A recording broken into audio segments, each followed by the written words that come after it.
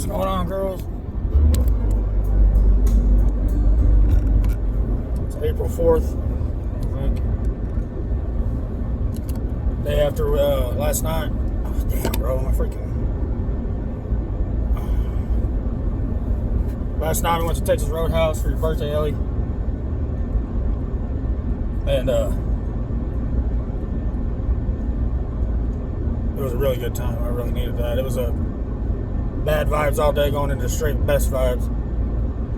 And I could tell you were extremely happy that Eliza came. You were smiling the whole time. I haven't seen you like that in a while. So it made me really happy. And I know you were kind of giving up on reaching out to Eliza. And you just decided to reach out to her yesterday, and it all worked out. So don't give up on that friendship no matter what. You know, even if you think it's not working out, you just don't give up on it. I could tell Eliza was happy to see you too. And they came and sang you happy birthday. It wasn't as dramatic as I thought it was going to be, because I did it so many times before to other people, and me and Eliza just talked about it the whole time, so it wasn't as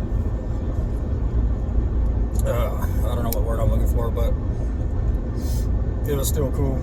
And then Eliza got off the bench and got my things from under that table. That was funny. But it was just a good time, man. Real good time. Still thinking about it this morning. It was just a real memorable night. It was just good vibes, man. Just one of the better nights I've had in a while. And it meant a lot to me, so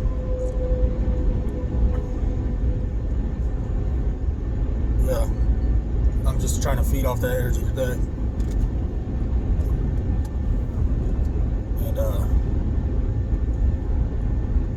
And me and you played some little bit of video games after that. Watched the Yellow Jacket. It was just a good night, man. You guys made me real happy, man. Y'all are really the best. And y'all bring out the good in me, man. If I didn't have y'all, I don't know what kind of person I would be. Y'all bring out the best in me. Y'all bring out the good in me. And I'm just real thankful that I have y'all as kids. And I just enjoy spending time with y'all, man. But I'm feeling pretty good this morning. My neck is kind of like weird. It gets this weird spot like on the back of my head.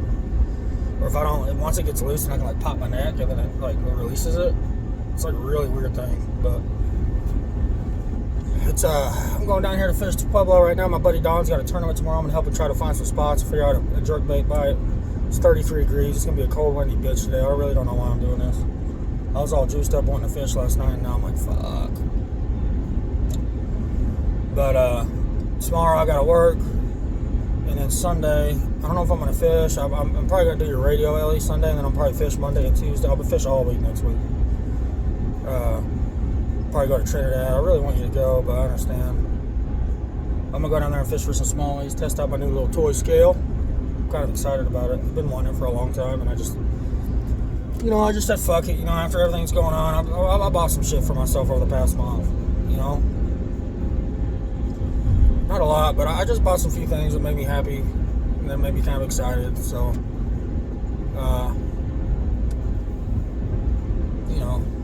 I'm excited to play with this new little fish scale that I got. And, the next Thursday, hopefully they can give me some good news as far as what they can offer me as far as clinical trials. I was kind of looking some up last night. I really don't know how to feel about it. It seems like something that they really don't know. I mean, I don't know, dude. I don't know if it's going to work. I don't know anything about it, to be honest with you, but we'll see what happens with that. I really want to make it to your birthday, Emma. Been thinking about a lot of things. Ellie, I think I'm going to have you work in the shop. I need you to learn the business as much as you can. Not a lot, but I need you to learn it some so it can stay open and it doesn't have to immediately close. I don't want it to close, man. That's my baby. But also, at the same time, you're only 16, and I don't want you to feel obligated to grow up that fast,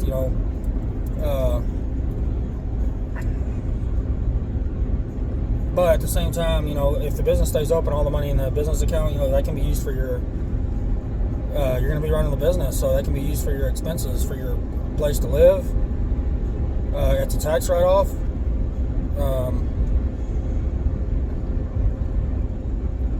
I'm going to have to figure that out. I'm going to have to talk to my accountant and see what's the best financial way to go about that. But if the business stays open, the business account you can use to pay your vehicles will be a tax write-off. Potentially we could keep this truck. I don't know if I want to do that, but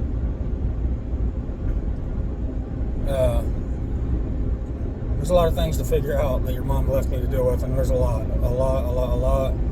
I thought I was going to be able to depend on your mom to keep things rolling and make things easy for me, but I pretty much have to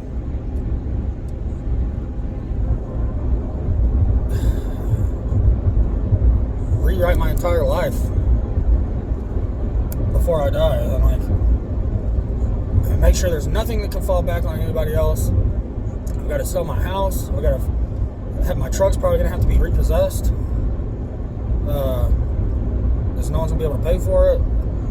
There's just a lot of things that I really shouldn't have to deal with. But you know what? If it didn't work out this way, then it would all go to your mom. And I would have left it all to your mom. So this is the way it was meant to be. I changed it in my will yesterday where half will go to your mom, half will go to y'all after I pay off all my debts. So that's the way it's going to be. And it's unfortunate that, that's going to make it really hard for your mom to pay off her stuff, but she decided to leave when I had a plan in place to make everything super easy for her. And she just didn't want to do it. She wasn't happy.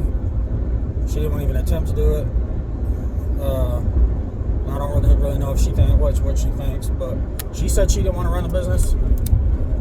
So if she tries to come back later and say she wants to run the business or whatever, wants part of the business, everything's going to get changed. The bank account's going to get changed to where if I die, it goes to y'all as far as the business account, whoever's going to run the business. I'd really like both of y'all to be involved in it.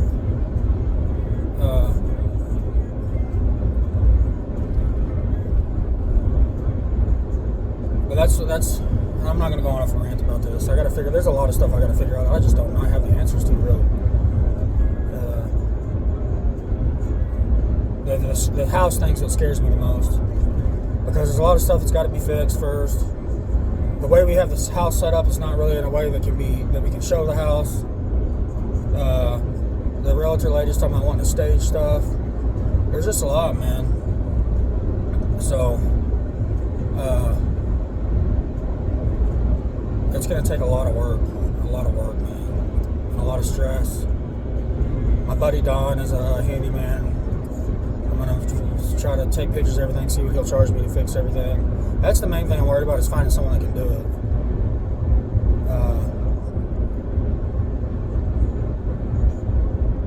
I'm going to have Don come look at everything one day.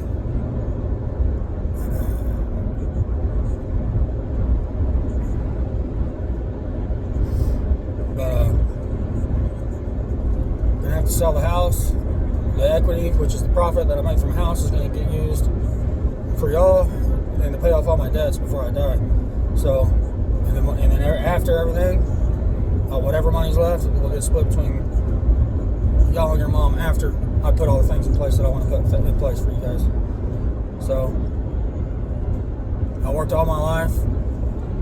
I wanted to be able to one day get old and have my house paid off and be able to give it to y'all, and that'd be like several $100,000 that y'all can sell the house and do what you want with. But unfortunately, I don't get that opportunity. But your grandma Elaine, her land's probably, I don't know what her land's worth. She has a real house on it with a metal building with an apartment. If worse comes to worse, she may let y'all live on that one day. She has her house in Watauga, completely paid off, worth a couple $100,000. However much money they have in the bank, that's all going to get left and split between all the grandkids and you guys. Your grandma, don't listen to what anybody says about her. She worked her entire life. Never spent any money on anything, bro. Never went on vacations. Was real, trying to find the best deal, real frugal, just so she could leave it all for you guys. So,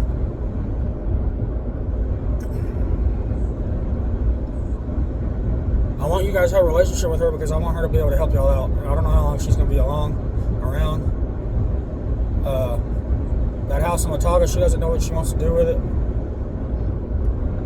I'm going to talk to her about it when things get real serious.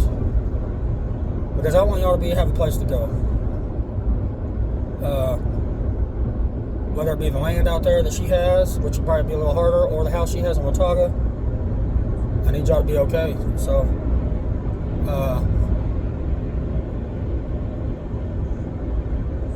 I'm going to have to have an in-person conversation with her about that. But your granny, she'll, when she talks, she's like her dad. She'll go on rants just like I'm doing right now. And a lot of times it'll be about God. And a lot of it you'll tune out and not remember. And a lot of it you'll remember. And you'll really remember it when you get older and when it really starts to make sense. Your granny is really wise. You know, she had grandma when she was 15. Walked in to her husband dead, Jimmy, which is my biological grandpa. And she raised Grandma Marla single when she was 15 years, all the way up until I was born, is when she met Grandpa. 1988 is when she married Grandpa James. And I know y'all don't understand that, but one day y'all be able to grasp that. I didn't really start thinking about fully until recently. Like, man, she was a single mom with a disabled child, because Grandma Marla's got some disabilities, and raised her alone until she met Grandpa James. Grandpa James was the best man that I've ever known. And I miss him a lot. But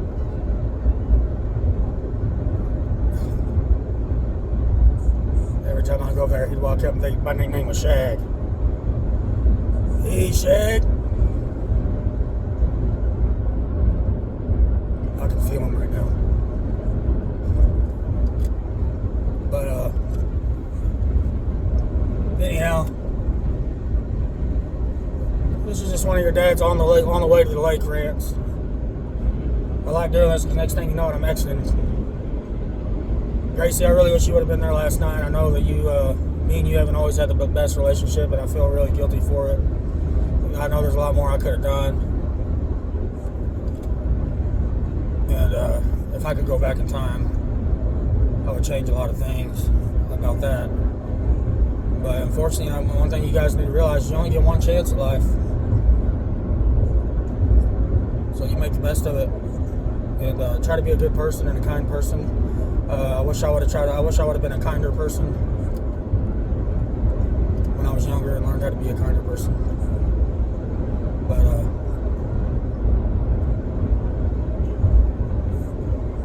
I lived a good life, and you guys are the reason for that. But yeah, there's a lot to figure out. You know, I don't know what this cancer is going to do. I don't know if these next treatments are going to work, so it could just be on a downhill swing now. But there's a lot of things I want to accomplish. We're going to go back to Canada. I want to see both of you girls get your driver's license. I really want to see all three of y'all get your driver's license and have cars. I have to start working on that with Gracie somehow. I'm going to have to figure out how to fix that relationship. I don't think it's really going to happen until all the negativity talk stops. And, you know, unfortunately, I can't have these conversations about Gracie because she's just going to go tell your mom. So I can't have your mom knowing about what my plans are for you guys. But she ain't going to like it. So, but I have to do what's best for you guys, which is always the case. And doing what I can for y'all to make sure y'all's future is, make sure y'all get some kind of head start on your future. So don't waste it. I've got a lot of thinking to do. But, you know, you never know what's going to happen. These clinical trials, if you get the right one, they could work for a while. But what I think is going to happen is they'll try a clinical trial. If it doesn't work, then I'll do one more chance of chemo. And we'll see what happens. But, yeah, last night was a really good night. I needed it. I'm already feeling better. feeling better. My knees aren't hurting today for the first time. I just realized that. My knees aren't hurting for the first time in the last couple weeks. I couldn't barely drive, man. My knees would be hurting so damn bad. So, this is all part of the plan, I guess. Part of God's plan. This chemo was going to kill me, man. It was getting to the point where I couldn't breathe. I couldn't walk up the stairs without being out of breath. Now my body is in extreme pain. The chemo is just straight poison, man. It kills everything. So it worked for way longer than what we expected. About almost 2 or 3 times as long. The doctor didn't think it was going to work at all. So, well, he said it was 50-50 chance. He said if it did work, it only worked for a few months. So we got about 7-8 months out of it. We got 4 months till Canada. It's really important to me, because we're going to go out there for a little over a week, and then Nick's supposed to come out. And Nick is somebody that I think would help y'all if y'all needed it too. That's my brother. And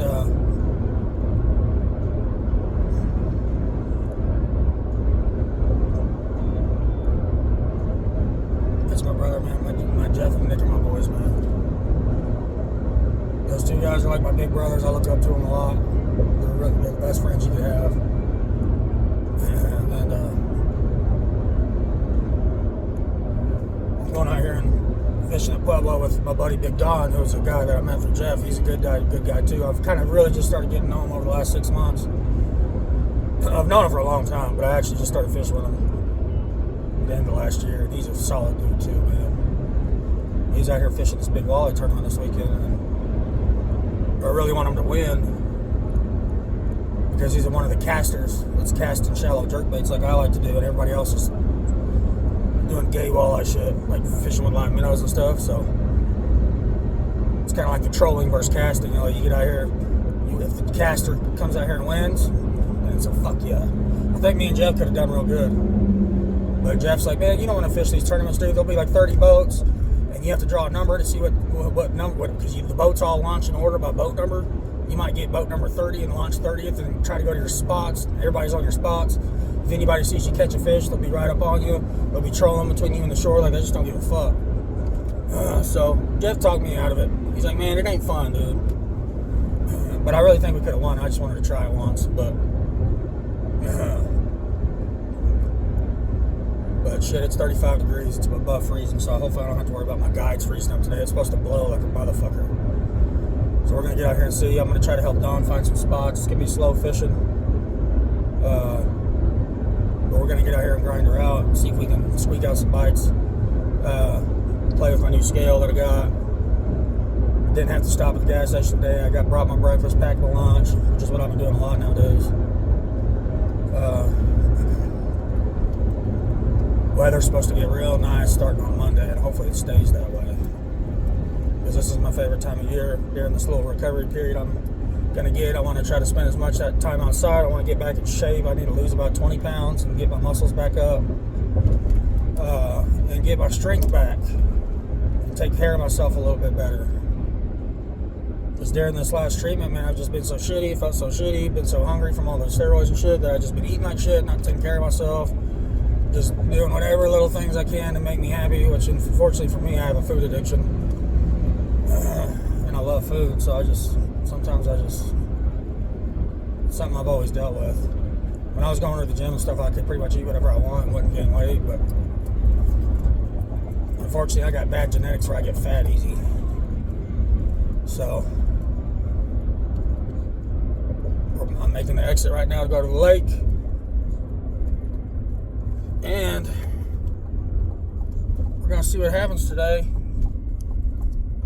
I'll go out probably Monday, maybe Monday and Tuesday to Trinidad. I really don't like staying places overnight because I like being at home with you guys. So I know when I go out of town with Jeff next Wednesday, I'm going to get pretty bad anxiety. Last, I didn't even really talk to you about this, but last May when we went to Merritt, I pretty much with Jeff had like a mental breakdown and like could barely fish because I just got bad scan results the week before.